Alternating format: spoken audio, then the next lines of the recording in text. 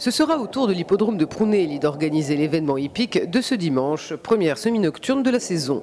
Les 3 ans, qui s'élanceront à 17 h, ont une course référence le 12 mai à Ajaccio.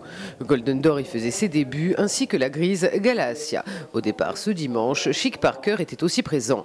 Ce dernier semble peu apprécié de courir à domicile et ne réalisait guère une performance notable ce jour-là, lui qui s'est pourtant déjà imposé. Resté à la corde pendant le parcours, le gris Golden Door a attendu l'entrée de la dernière ligne droite pour se décaler et venir accélérer. Il prend le meilleur sur la leader Good Dog à mi-ligne droite pour s'imposer avec une marge appréciable. Derrière lui, la grise Galacia finit mieux que l'évoque son classement, à seulement une longueur du gagnant et dans une belle action. Chic Parker n'est pas loin non plus, en léger retrait de Galacia. Pour la deuxième épreuve, il faudra revenir le 21 avril à Prunelli di Fiumor ou dans le prix Corse Propreté. Le trio gagnant de ce jour-là se retrouve dimanche et il sera intéressant de voir si l'ordre est confirmé ou changé. Victorieuse en roue libre le 21 avril, Mélodie Céleste apparaît difficile à battre. Encore en retrait alors que la lutte avait déjà commencé dans le tournant final, la jument de Patrick Saint-Martin n'a laissé aucune chance à ses challengers une fois qu'elle a trouvé son action.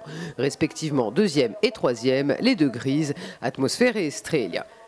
Atmosphère, qui est la petite sœur utérine de la toute bonne Piubette, a déjà une belle carrière avec 3 victoires et 15 places en 20 sorties. Le 21 avril, elle prenait un temps le meilleur à l'entrée de la ligne droite avant de devoir laisser filer Mélodie Céleste. Derrière elle, Estrella réalisait l'une de ses meilleures sorties, décrochant une 3e place méritée. La jument de Pierre-Jérôme Carlotti, qui a longtemps joué de malchance, a prouvé ce dont elle était capable. Milady de l'Astrée serait-elle devenue un épouvantail? Toujours est-il que les juments de Christian Barzalona est plus en forme que jamais cette année et n'aura que peu d'adversaires ce dimanche pour l'empêcher de réaliser le doublé. 4 plus exactement. Le 21 avril, elle battait le tout bon Foxy du Pecos et confirmait lors de sa sortie suivante à Ajaccio le 12 mai en devançant Charlie et Napoléon Malpique qu'elle retrouve ce dimanche. Aucun de ses adversaires ne l'a donc battue cette année et pour peu que la dame soit d'humeur, cela ne devrait pas changer. Le 21 avril, elle devançait aussi Divin de Caju. Ce dernier, détenteur de bons titres sur le continent, a démontré qu'être un Anglo à 50% n'était pas un handicap et qu'il avait le niveau pour rivaliser avec les bons demi-cents insulaires. Il terminera ce jour-là à une longueur de la gagnante, le tout en lui rendant du poids, 1,5 kg plus exactement.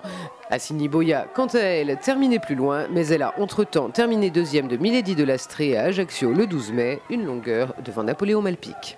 Au trot, dans la course des chevaux d'âge, le trio de tête du 12 mai à Ajaccio se retrouvera avec une différence toutefois, à savoir un poteau de recul en plus à 50 mètres, ce qui sera le cas pour le gagnant de ce jour-là, Amiral Dubisson. Le représentant de Jean-Paul Monti avait pris la tête et une bonne avance dès l'amorce du dernier tournant. Vikingskis et As d'Ocagne étaient encore au milieu du peloton quand s'amorçait la ligne droite. Le pensionnaire de Jean-Jacques Fies qui réalisait une de ses bonnes sorties ce jour-là, venu pleine piste, il regagnait pas mal de terrain pour lutter avec Big Match et As d'Ocagne, à qui il ravira la 2e place. Ce dernier, après être resté à la corde, a accéléré en 2e épaisseur pour venir finalement gagner un rang sur Big Match. Ce dimanche, Vikingskis et As d'Ocagne auront eux aussi un recul de plus et ils devront composer avec un Bobby Debo en pleine forme au premier poteau. Du côté des jeunes trotteurs, la course du 21 avril à Prunelli voyait Cocktail Ludois s'imposer plaisamment.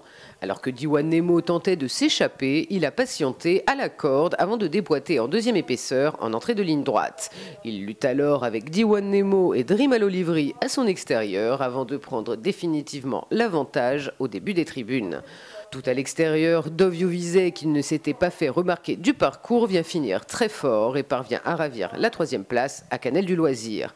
Depuis, il a de nouveau terminé 3e le 2 juin à Ajaccio. Le pensionnaire d'Antoine Raffini, qui court bien à une semaine d'intervalle, devrait de nouveau bien faire ce dimanche et pourquoi pas enfin décrocher un meilleur classement que la 3e place à laquelle il semble avoir pris goût.